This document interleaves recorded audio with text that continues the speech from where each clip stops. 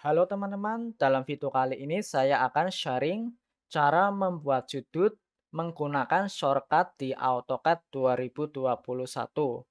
Oke, langsung saja di sini saya telah menyiapkan untuk 2500 adalah ukuran panjang garisnya. Sedangkan koma dan kurung buka ini yang dalam satu tombol ini mempunyai fungsi yang berbeda. Misalnya koma, kemudian nominal 30. Nominal 30 ini adalah nominal panjang sumbu Y. Sedangkan jika menggunakan kurung buka ini, yang satu tombol dengan koma, maka 30 ini itu termasuk sudut 30. Dan cara penggunaannya jika tanpa shift maka akan menjadi tombol koma, sedangkan jika dengan shift maka akan menjadi kurung buka seperti ini. Saya contohkan ya tadi ya, menggunakan len dari sini, kemudian isikan nominal 2500. Saya akan contohkan koma 30. Nah, kemudian saya bandingkan lagi 2500 kurung buka 30. Nah, ini kan berbeda. Ini yang pakai koma, sedangkan yang di atas ini memakai kurung buka. Dan saya akan mengukur sudutnya menggunakan ini, angular ya. Nah, titik 0 di sini, kemudian ini.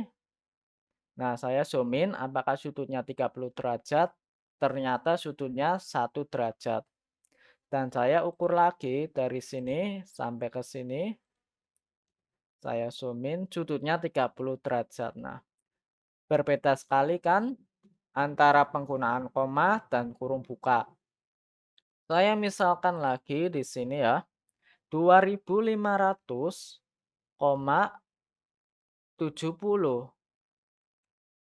Nah, sudutnya akan di sini.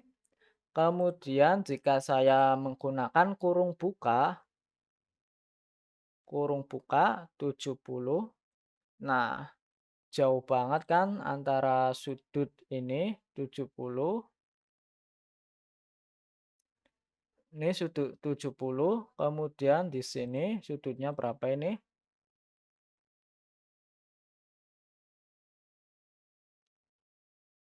Nah, 2 derajat ya. Oke. Seperti ini penggunaannya. Jadi kesimpulannya di sini menggunakan koma nanti 30 ini adalah sumbu Y. Jika menggunakan kurung buka, maka 30 ini termasuk sudut 30 derajat. Oke, mungkin sekian saja tutorial kali ini. Jika ada yang ditanyakan, silakan berkomentar. Jangan lupa kritik dan sarannya saya tunggu ya. Terima kasih, sampai jumpa kembali.